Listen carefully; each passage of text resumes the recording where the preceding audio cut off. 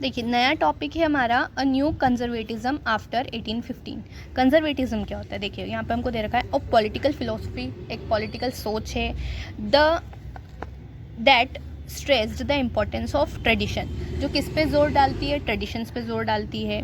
Establish करती है, क्या स्टैब्लिश करती है? Institutions and customs and preferred gradual development to quick change. ठीक है, और वो क्या मानते थे कि चेंज तो होना चाहिए लेकिन एकदम से सारा चेंज नहीं होना चाहिए। जो हमने कंजर्वेटिव्स के बारे में पढ़ा था ना, सेम वही का वही है।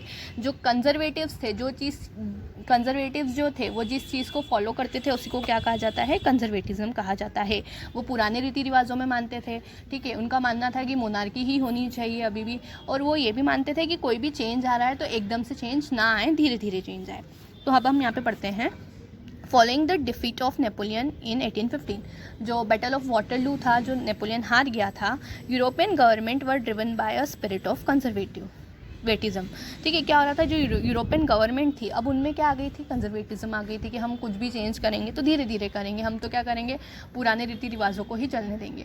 तो नेपोलियन से पहले वहाँ पे क्या थी? बर्बन डायनेस्टी थी, तो वो उसको वापस लाना चाहते थे। हम देखेंगे। देखिए, conservatives believe that established tradition, institution of state and society like the monarchy, the church, social hierarchies, property and the family should be preserved.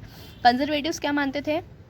कि जो ट्रेडिशनल इंस्टीट्यूट चल रहे हैं स्टेट और सोसाइटी के ट्रेडिशनल इंस्टीट्यूट मतलब जो भी पुराने रीति रिवाज चल रहे हैं, जैसे कि मोनार्की हो गया, ये चर्च हो गया, सोशल हायरार्की मतलब जो सोशल डिफरेंसेस है, क्लास हैं, ठीक है, क्लर्जी अलग है, उसके बाद वो क्लर्जी के बाद है जो भी थे, क्या बोलते हैं उनको यार,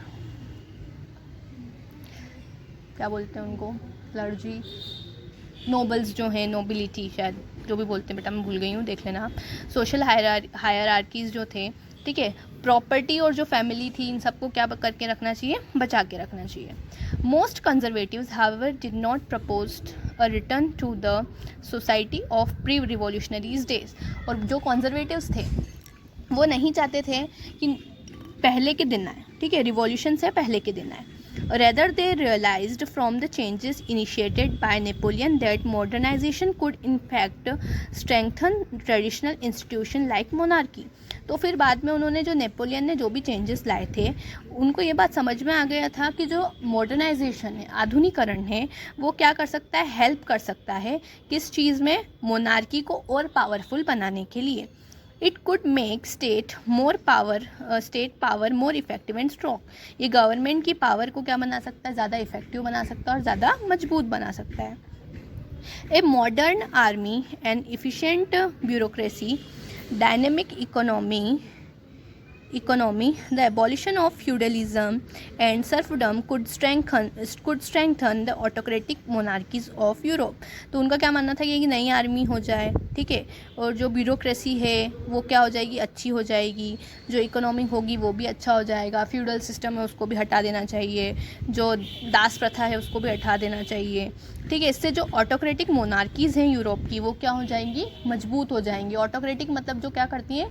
स्वतः चलती हैं, खुद से चलती हैं।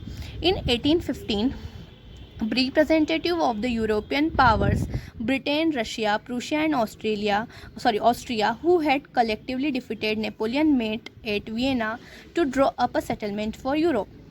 1815 में जब ये हार गया था नेपोलियन, तो जो यूरोपियन पावर्स के रिप्रेजेंटेटिव्स थे, जैसे कि एक है आपका ब्रिटेन, एक है आपका रशिया, एक है आपका प्रूशिया मतलब जर्मनी, एक है आपका ऑस्ट्रेलिया, जिन सब ने मिलकर क्या करा था? नेपोलियन को डिफीट किया था। वो कहाँ पर मिले? वियना में मिले। हमने कांग्रेस ऑफ वियना पढ़ा था शायद थोड़ा सा आगे, एक मीटिंग, एक सेटलमेंट निकालने के लिए, किसके लिए? पूरे यूरोप के लिए। The congress was hosted by the Australian chancellor duke Metternich. अब उसको हेड कौन कर रहा था?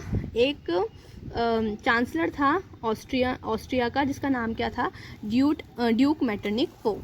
The delegates drew up the Treaty of Vienna in 1815 with the object of undoing most of the changes that had come about in Europe during the Napoleonic War. तो अब ये लोग क्या कर रहे थे? ट्रीटी ऑफ वियना में ये क्या करना चाह रहे थे? इनका मेन एम क्या था कि नेपोलियन ने जो जो चीज़ें लाई हैं उसको हम क्या कर देंगे? हटा देंगे। द बर्बन डायनेस्टी, जो लुइस 16 था उस टाइम, वहाँ का राजा, उसको which had been deposed during the French revolution, जिसको क्या कर दिया गया था, हटा दिया गया था फ्रेंच रिवॉल्यूशन के टाइम पे, वॉज रिस्टोर टू पावर, उसको वापस से पावर में ला दिया गया। And France lost the territories it had annexed under Napoleon, और नेपोलियन ने जो भी दूसरे देशों को जीता था उसको भी क्या कर दिया, वापस उनको अपने अपनी राजाओं के पास दे दिया गया। A series of state were set up on the boundaries of France to prevent French expansion in future. अब फ्रांस की बाउंड्री के आसपास छोटे छोटे स्टेट्स बना दिए गए, क्यों बना दिए गए, कि फ्यूचर में फ्रांस क्या करे, उन पर अटैक करके अपना जो एरिया है उसको बढ़ा ना सके। Thus the kingdom of the Netherlands, which included Belgium, was set up in the north and Genova was added to Piedmont in the south। तो जो किंगडम था नीदरलैंड का, जिसमें बेल्जियम भी था, उसको कहाँ पर दे दिया गया, नॉर्थ में दे दिया गया। जिनोवा को अपन इन्होंने साउथ में दे दिया। Prussia was given important new territories on it's western frontiers, Prussia को भी कुछ नए टेरिटरीज दे दिए गए, कहाँ पर दे दिए गए, वेस्टर्न साइड में। while Austria was given control of northern Italy, और ऑस्ट्रिया को किसका कंट्रोल दे दिया गया, इटली का कंट्रोल दे दिया गया। Both the German confederation of 35 states that had been set up by Napoleon was left untouched, जो नेपोलियन के द्वारा 39 स्टेट्स बनाए गए थे उनको बिल्कुल भी छुआ नहीं गया। In the east Russia was given part of Poland, while Prussia were given a portion of Saxony।